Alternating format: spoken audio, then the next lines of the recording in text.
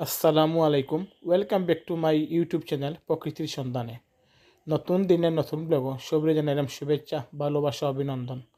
প্রতিদিনের মতো আজকেও নতুন ভিডিও নিয়ে হাজির হয়েছি। আশা করি আজকের ভিডিও আপনার ভালো লাগবে। যদি ভালো লাগে তাহলে লাইক কমেন্ট শেয়ার করতে ভুলবা না। সিলেটের বন্যা পরিস্থিতি খুবই ভয়াবহ। সুরমা নদীর পানি কয়েক সেন্টিমিটার বেশি বিপদসীমার উপর দিয়ে প্রবাহিত হচ্ছে, যার ফলে সিলেট নগরীর অনেক এলাকাত মানুষ পানিবন্দী। ঈদের আমেজটা খেয়ে উপভোগ করতে পারছেন না, যতটুকু আমার বিশ্বাস। কারণ অনেক কষ্ট করে আমরা সিলেটবাসী, আল্লাহ আমরা হেফাজত করতা, আপনারা সবে দোয়া করতা। অনেক মানুষে খালকে থেকে আজকে পর্যন্ত এখনও পশু জবাই করতে পারছেন না। পশু জবাই করার মতো অবস্থাও নাই, সবর বাসার উপরে হাঁটু পানি। এই অবস্থায় অনেকেই কুরবানি দিতে পারে না, কারণ পানি বেশি থাকার কারণে কুরবানি দেওয়া সম্ভব নয়। কালকের আছে ঈদের দিন কিছু মানুষের দিসলা, আর আজকের আছে কিছু মানুষের দিচ্ছেন। 2 দিনে মনে হয় সিলেট নগরীর 40% মানুষে কুরবানি দিচ্ছেন, আর বাকি 60% মানুষ এখনও দিচ্ছেন না। কারণ এই পরিস্থিতি স্বাভাবিক না হইলে এটা সম্ভব নয়। মানুষে খুব কষ্ট করিয়া যাতায়াত করা, চলাচল করা, বাসার মাঝে সবও পানিবন্দী, খুব সমস্যার মাঝে আছেন। আজকে দেখতে আইছি, দেখে খুবই খারাপ লাগছে মানুষের পানিবন্দী অবস্থা দেখিয়া। যদিও কেউ 2-3 তলার থাকেন, তারপরেও তাই তেন পানিবন্দী এখন রাস্তা থেকে বার হইতে পারে না। হয়তো বাসার ভিতরে পানি ঢুকেন না, কিন্তু কষ্ট ঠিকই করা, কারণ রাস্তার তো বাইরে যেতে পারে না, নিচতলার যেতে পারে না। মানুষের বসবাস করা খুবই কষ্টদায়ক হয়ে গেছে এই বন্যা পরিস্থিতিতে। যাই না কবে আল্লাহ আমরা এই স্বাভাবিক জীবনটা ফিরাইয়া দিবা। যেমন সিলেট শহর ও পানি, ঠিক সিলেটের বাইরেও অনেক গ্রাম অঞ্চল এখনও প্লাবিত। অনেক জমিন দেখলে মনে হয় যেমন বিশাল বিশাল হাওর, কিন্তু হাওর নাই, জমিনের উপরে পানি। খাল বিল সব ধাক্কাইয়া পানি উঠছে গিয়া। তো যাও আজকে দেখছি আপনার লাগে আমি এক সামান্য একটা ভিডিও করে আনছি, আপনারা দেখলে বুঝতে পারবা আমরা সিলেটের পরিস্থিতি। আমরা সিলেট নগরী বেশ কয়েকটা এলাকা এখনও বন্যায় প্লাবিত। তার মধ্যে উপশহর যতরপুর, মেন্দিবাগ, মেজর টিল্লা, শহীদ বাজার, মিরের ময়দান, সাগরদিঘির পার, মেডিকেল রোড, এলাকান বেশ কিছু এলাকা মানুষ পানিবন্দী। তাছাড়া আমরা সিলেট উসমানী আন্তর্জাতিক বিমানবন্দরও পানির নিচে চলিয়ে আছে। অনেক ফ্লাইটও শুনছি বর্তমানে ক্যান্সেল করা হয়েছে। একটানা বৃষ্টি, সেই সাথে পাহাড়ি ঢল সব মিলাইয়া বন্যার পানি খুব বেশি বাড়ছে আমরা সিলেট।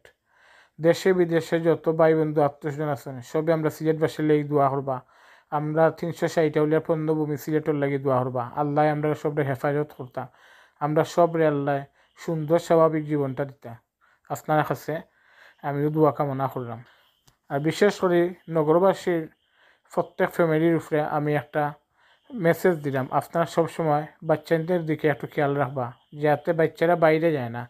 কারণ পানিয়ে আর ড্রেনের সমান, বোঝা যায় না কোনটা রাস্তা আর কোনটা ড্রেন। 2 দিন আগেও আমরা সিলেট শহরের কুয়ারপাড় এলাকাত একটা বাচ্চা মারা গেছে, 2 থেকে 2.5 বছর একটা বাচ্চা। বাচ্চাটা খেলানিত বাইরইয়া বুঝছে না কোন দিক দিয়ে রাস্তা কোন দিক দিয়ে ড্রেন।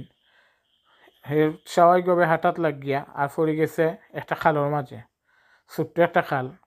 যখন খালটার মাঝে পড়ছে তখন পানির ধাক্কায় কুয়ারপাড় থেকে শেখঘাট একটা পয়েন্ট আইয়া আটকা পড়ছে। তাও যখন আটকা পড়ছে কিন্তু বাচ্চাটা মৃত। যখন আপনারা সবরে কইরাম আপনারা একটু বাচ্চাদের দিকে একটু খেয়াল রাখবা, যাতে তারা বাইরে না যায়। আর যেও বা রাস্তা কোনো বাচ্চা দেখবা আপনারা সবে বাচ্চাগুলারে যার যার নিরাপদ স্থানও ফাটাইবা। বাসাত হোক আর যেখানেও মানে তারা আশ্রয়স্থল, ওখানেও আপনারা একটু খেয়াল করিয়া দিলেইবা, যাতে এই বড় কোনো অ্যাক্সিডেন্ট আর না ঘটে।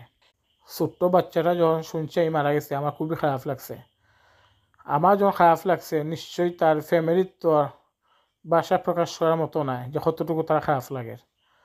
তো আমরা সব একটু সচেতন থাকবো, কারণ একটি দুর্ঘটনা সারা জীবনের কান্না। হয়তো আমি আপনি বলি যাবো, কিন্তু তার ফ্যামিলির মানুষে এই অ্যাক্সিডেন্টগুলো কোনো সময় মানিয়ে নিতেও পারতো না, আর কোনো সময় বলতেও পারতো না। তাই আমরা সবরও সচেতন থাকা উচিত আমি মনে করি। আমি চাই না এই আনন্দের সময় কোনো মায়ের বুক খালি হোক, কোনো বাবার মুখ খালি হোক, কেউ ভাই হারা হোক, কেউ বোন হারা হোক, এটা আমি চাই না। যা এখানে আপনার কাছে আমি এই মেসেজটা দিছি, আপনারা সব সচেতন থাকবা। পরিশেষে আমি একটা কথা কইব, আপনারা সব সচেতন থাকবা আর আমরা লাগি সবে দোয়া করবা। আর যা যতটুকু সামর্থ্য আছে আমরা অসহায় মানুষের পাশে গিয়ে দাঁড়াইতাম। আর বিত্তবান ভাইয়ের প্রতি আমার আহ্বান, আপনারা যা যতটুকু সামর্থ্য আছে আপনারা একটু এগিয়ে যাইবা, এই অসহায় মানুষের পাশে দাঁড়াই একটু সাহায্য সহযোগিতা করবা। ইনশাল্লাহ এর ফল আল্লাহ আমরা বালা দিবা। আমরা যদি অসহায় মানুষের পাশে দাঁড়াই, ইনশাল্লাহ আমরা বিপদ মানুষের পাশে দাঁড়াইবা, আমাদেরও বিশ্বাস। যা যতটুকু সামর্থ্য আছে আমরা যেন সব এগিয়ে যাই।